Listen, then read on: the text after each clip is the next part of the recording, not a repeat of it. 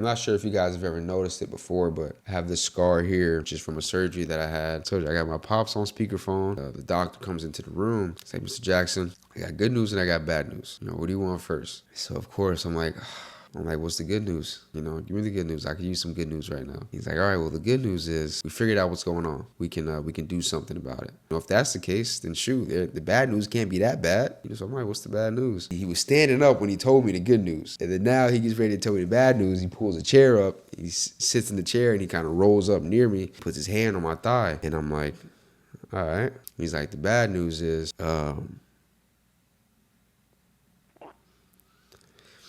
he's like, the bad news is,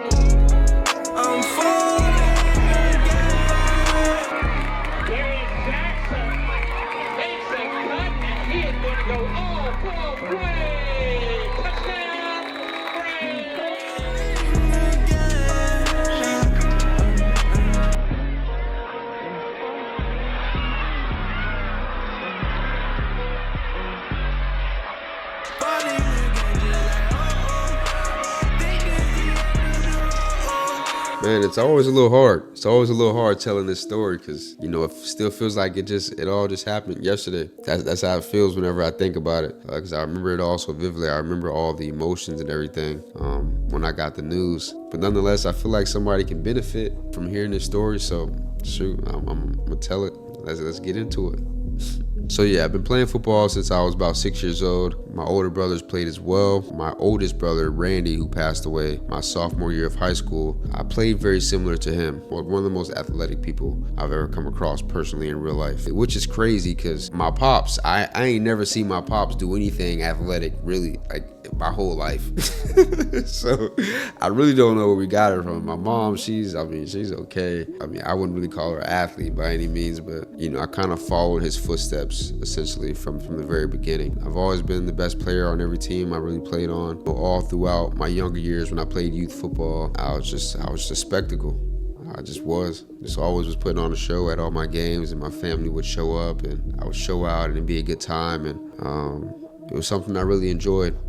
So boom, by the time I got to high school, my freshman year of high school, there was another kid that went to the same school, and he was also, equally as good as I was, if not even a little more talented. And his body was more developed and everything, so he always kind of got the shine when we kind of first started playing in high school. So freshman year specifically, anytime I got the chance to even touch the ball, I had to make sure I did something spectacular with it. And at the time, I also was running track. I ran the 400 and the 4x4. So the 400 meter dash, probably, I don't care what anybody says. 400 meter dash is the most grueling, most depressing event you can run in track and field. You are running a full lap at damn near full speed. But that was the event that I was naturally good at, so that's what I ran. And my freshman year, I split 49 seconds in the 400, and that put me at the 67th fastest freshman in Florida. And so, like I said, I had a new kid on my team who was really running the show because, he was just more physically developed than I was, and he was talented as well. So anytime I got the ball, anytime I got a chance, I had to make sure, I showed out, and I would kind of do things like this.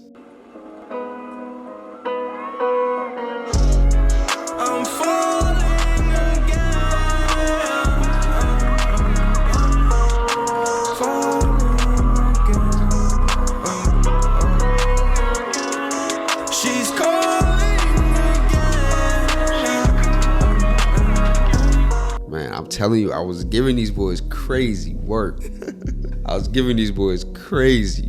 Man, sometimes I still look at that play and I'll just be like, how the freak did I not fall? But, like I said, I just had certain intangibles that you couldn't teach. And so I always had that in my corner. Freshman year went great. Sophomore year comes. There's a guy in the NFL named Tommy Townsend. He's a punter. He got a Super Bowl ring with the Chiefs. I think last season he played for the Houston Texans. But him and his brother, who both played in the NFL, Tommy still plays in the NFL. They went to my high school as well. And Tommy played safety in in high school, punter and safety. So my sophomore year, he was a junior. There was a play at practice where he kind of hit me low. He like gave me like a hairline fracture on my leg, so that kind of messed me up a bit my sophomore year. And still yet, I performed great and everything, but it did hinder me to an extent. At this point, here comes junior year. I get transferred over to playing specifically corner. I need to specialize in a position so I can figure out what I'm going to play in college. And so special teams, I would do a lot. I'll make things happen, specifically on plays like this here.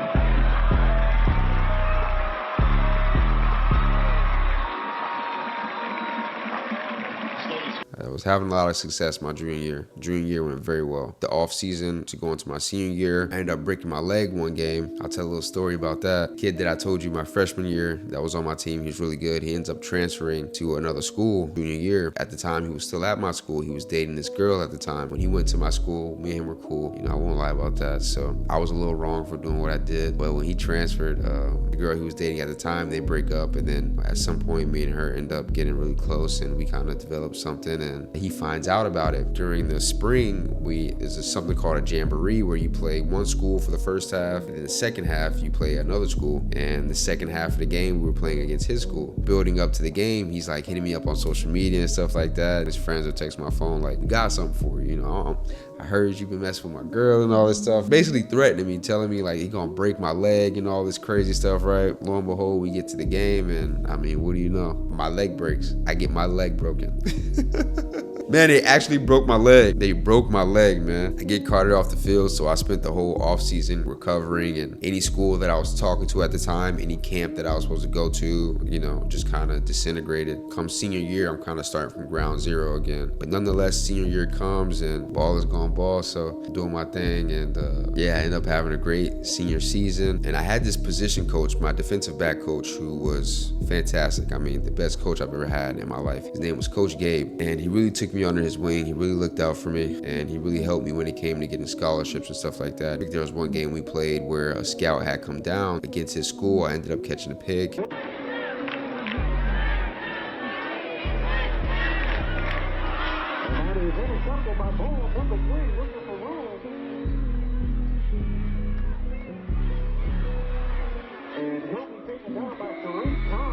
And so after the game, he approached me and we had this conversation and everything, and they ended up offering me a scholarship to play. Shoot, it was the best offer I had at the time, so I took it. Small school up in Ohio, and I had never been to Ohio. I didn't know what Ohio was like. I just knew it was cold, and I didn't do well with the cold, but it was a chance to play football. I couldn't turn that down. I took that. So yeah, we graduate. I end up going to Ohio, and man, that's when life changed. Life wasn't the same for me after that. I was in a small town. Called Ada, Ohio. I guarantee anybody who watched this video has never heard of it. The people from Ohio have never even heard of it. So it was a small town, population of about, maybe 5,000, 6,000 people, probably less than that. The school population makes up like 75% of that. Shoot, I remember when I got there and we're kind of in the stores grocery shopping, getting me some like groceries and stuff like that to put in my dorm. So we were in this Walmart for a minute, like 2-3 hours. We were in this Walmart, and I did not see a single black person the whole time I was in this Walmart. It was a culture shock. Like, is this what the whole state is like? You know what I mean?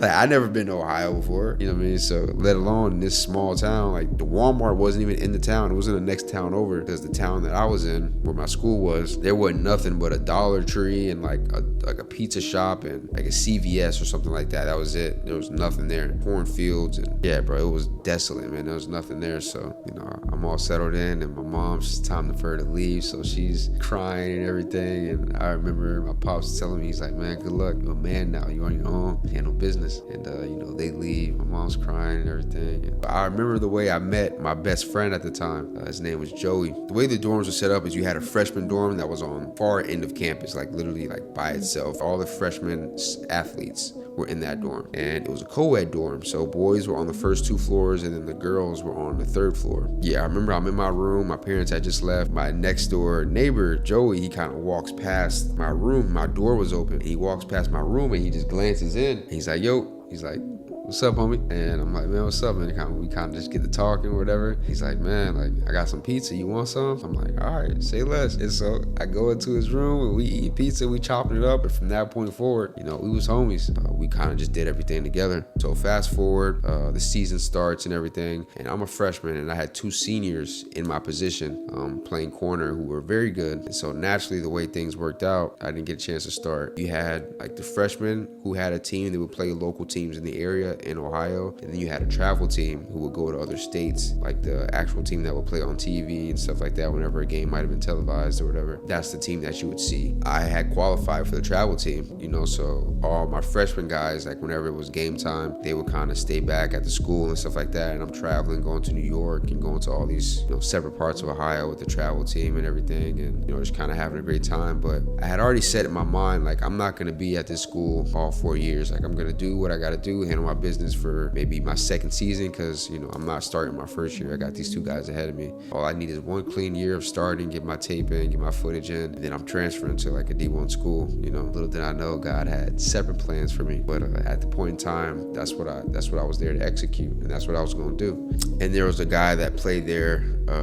He had played there a year before I got there. He was on the practice squad of a couple of different NFL teams, so kind of showed me that what I was shooting for was possible, because this guy had literally just left the school the year before on an NFL team, practice squad, but he made it to an NFL team. Yeah, I can literally do exactly what I'm trying to do here at this school. You know, I just got a ball. That's it. That was the mission. But nonetheless, we go through the whole season, but I'm not playing, because again, these 2 seniors ahead of me, they're both really good, and, you know, they're healthy the whole season, so they're getting their work in. Being in college, man, like these dudes are way bigger than they were in high school. Like, these dudes are way bigger, and just the environment itself, like, was just so much more intense. I remember we would show up to schools, like when we were playing away games, we would show up to the school and we get off the bus and we'd be walking through the campus, like going to the cafeteria, and all the students are walking around and they're just like all just staring at us, and comments are being passed, and people might throw something at you and stuff like that. And it's just like something you see in a movie or something something you see on TV, like, oh, that's just for dramatic effect. Like, no.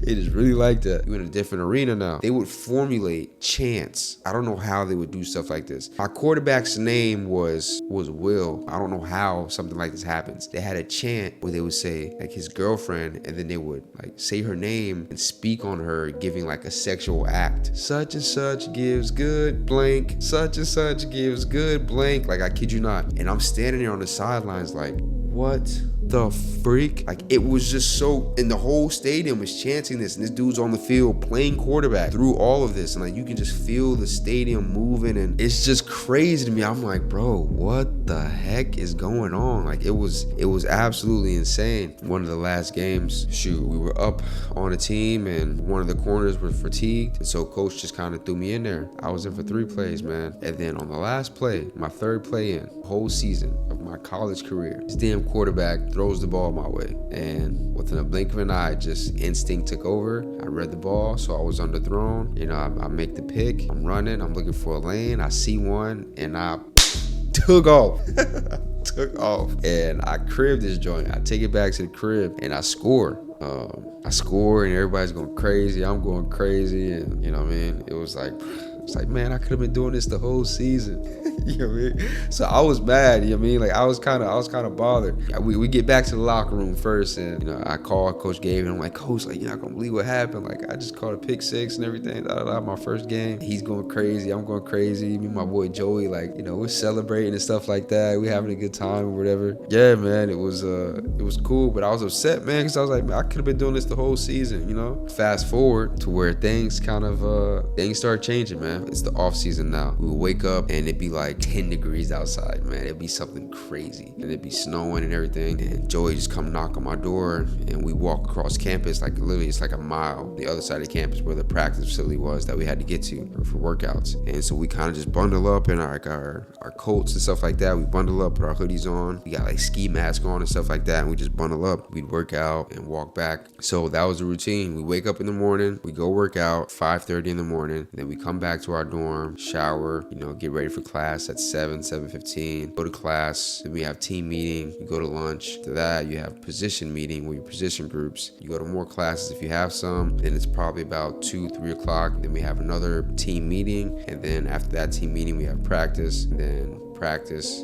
you have another team meeting after practice. And by this point, it's like 8-9 p.m. After that, you go to sleep, and you kind of just repeat the same process again. And I went to Maryland to spend time with my sister, her husband, and my nephew that had just been born. They lived in Ellicott City, Maryland, so spent time with them. And so this is where everything just kind of changed. So you come back to school, and I go back to these off-season workouts, and things were just different. Me and Joey walk across campus to go to workouts. I just could not keep up. We'd be stretching, doing like lunges and stuff like that, and I'd be like getting winded doing lunges. And then we get into the weight room to start lifting weights, and I just could not put my weight up. Like I could not do anything, and I just felt super fatigued, and I had no strength or anything. And I go to the bathroom, and like I throw up in the sink, or my nose might start bleeding. I go in the bathroom and I clean it up, and I just remember being very strained. And so this kind of went on for a period of time, and kind of telling my mom about it. And at this point, my coach is even picking up on it. My strength and conditioning coach, which is actually the coach that recruited me in high school, he would pull me to the side and he'd be like, "Hey man, you good? Like I noticed, you're not really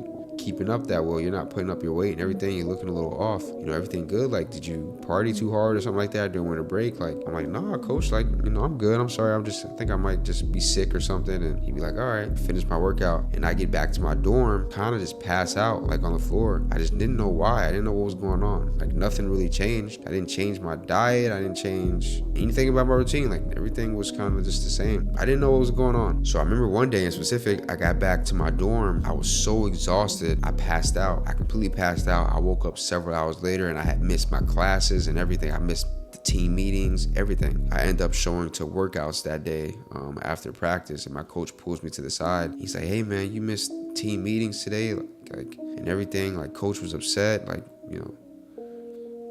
what's going on? Like, you're slipping. And I remember I just broke down. And I'm telling him, like, "Coach, I don't know what's going on. Like, I haven't been able to keep up and perform. Like, I just feel horrible, and I don't know what's happening." So he ends up calling my parents and everything and telling my parents what's going on. So my mom ends up convincing me to go to a clinic that they had. And so I go in there, I go to the clinic, and I see the nurse in there, and she runs some tests, and she ends up concluding that I had a stomach virus. So I'm like, okay, cool. So she kind of gives me some medicine, and she's like, "Yeah, like, it'll just kind of take care of itself." And so I'm taking the medicine or whatever, and some time goes on, maybe another week goes by. The same issue persists. Like, I'm still having the same issues. If anything, it might have even gotten worse. My mom's like, "Look, either you're gonna go to the hospital or I'm gonna come up there." And I'm like, "No, mom, you gotta come up there, come up here. Like, I'll go to the hospital, whatever." Like I said, the town I was in was super small, so the only hospital was in the next town over. So my strength and conditioning coach ends up taking me to the hospital, Lima, Ohio, which was the next town over from Ada, and they run some tests on me. This is where my life changed.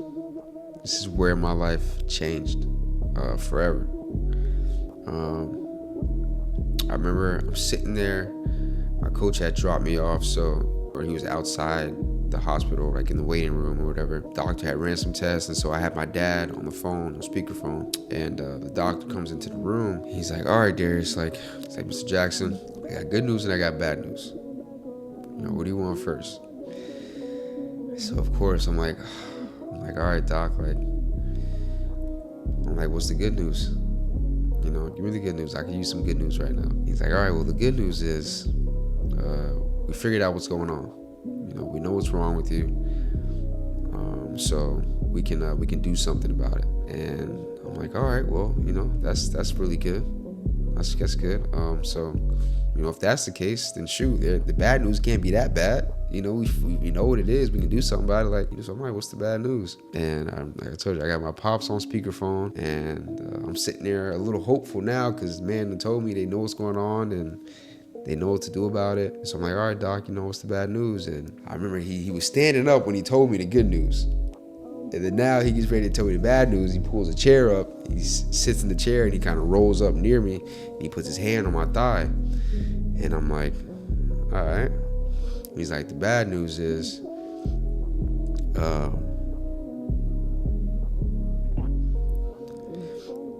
bad news is you can't play football no more. And it was silent. It was silent.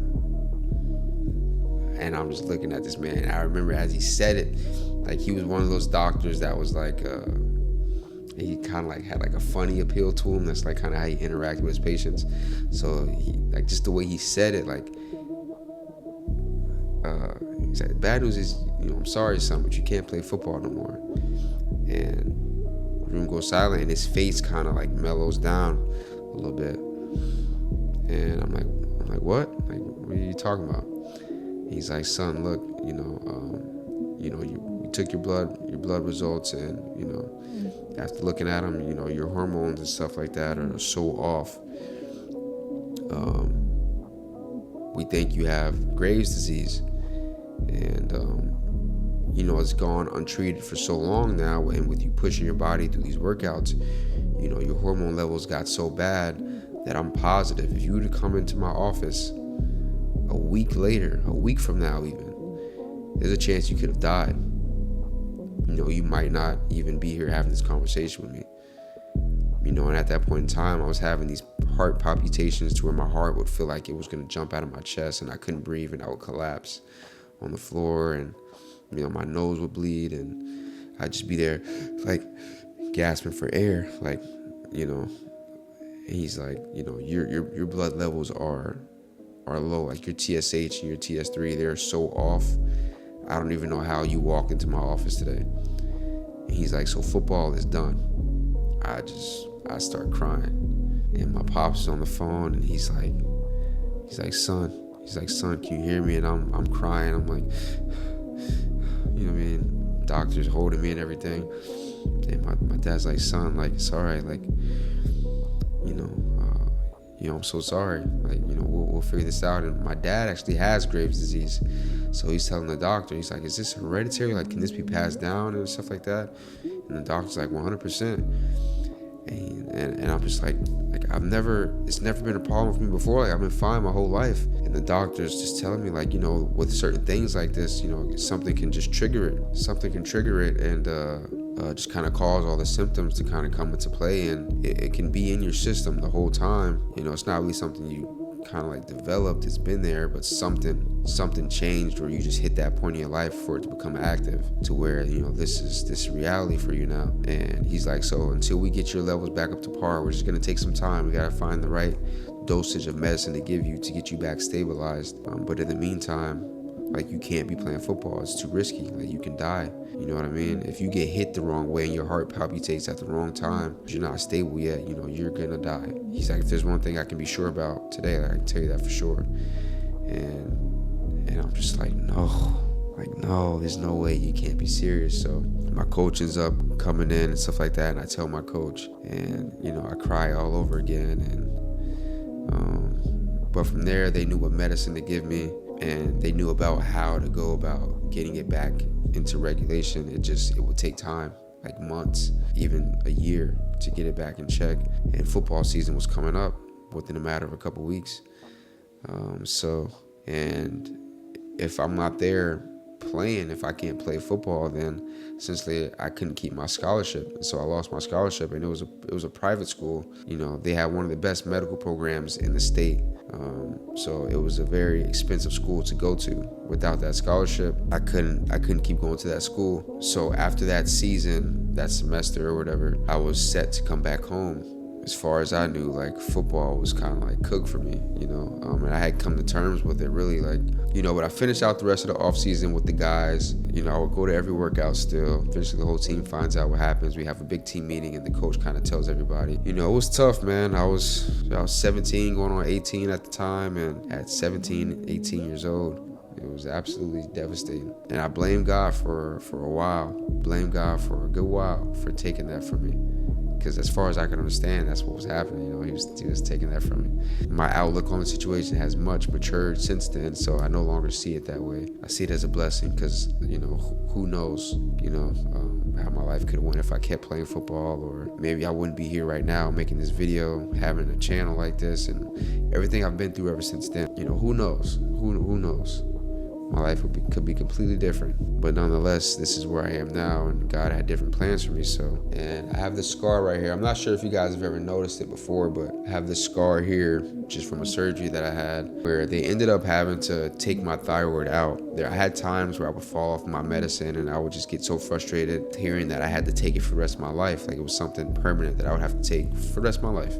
There's nothing I could do about it. Being 18 years old and hearing something like that, I was just stubborn to it. Like I didn't want to accept that. So I believe it was something that I could just push through, and so that's what I would try to do at times. And my blood levels would fall down and everything. And my endocrinologist, my specialist, ended up telling me, I remember I went to go see her with my girlfriend at the time. Either you're going to get serious about this and you're going to take this medicine, or trust me, within 4 years' time, you're going to be dead. She said it to me straight like that. She's like, you're going to die because you're just refusing to listen to what I'm telling you to do. You have to take this medicine. You know, your thyroid doesn't work properly. Basically, if anyone doesn't know what Graves' disease is, it's an autoimmune disease where your thyroid pretty much doesn't function the way it's supposed to. So you have hyperthyroidism and then hypothyroidism. I had hyperthyroidism to where my thyroid was overproducing too much TS3 or TSH, one of the two. It's like, imagine driving a car at 200 miles per hour every time you get into the car. Like the car is always going 200 miles per hour, nothing less.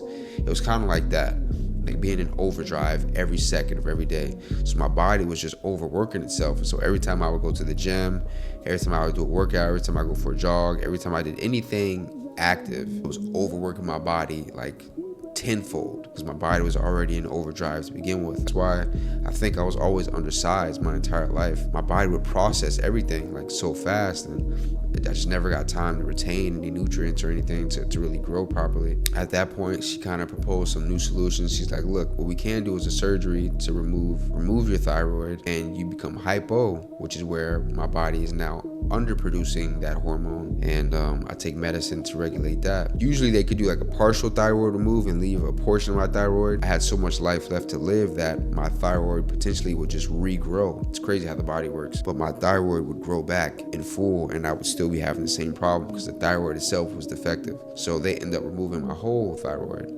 So I got this surgery done, and now I don't have a thyroid, and I take a medicine every day to act as my thyroid, because you need a thyroid, and you need one. It's essential to your body. So this medicine now replaces my thyroid, and I have to take it for the rest of my life. But yes, that's all I have for today's video. Appreciate you for watching. If you're not following me on Instagram, make sure you check out my Instagram. Again, I'm trying to figure out what kind of short form content I can start posting again on Instagram. But right now, I do post clips from these videos on my story. So I foreshadow new videos that are coming up that I'll be posting on YouTube. And then I kind of take clips from YouTube videos and I repost them after the video is already up on YouTube. So it's just another way to connect with me, and a lot of people DM me. It's private messages on Instagram, so I kind of have conversations with you guys through there as well, and that's been going pretty cool. I appreciate you. I love you. And as always, God willing,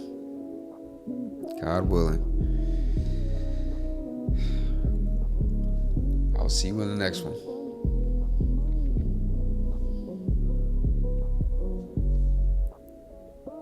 Peace.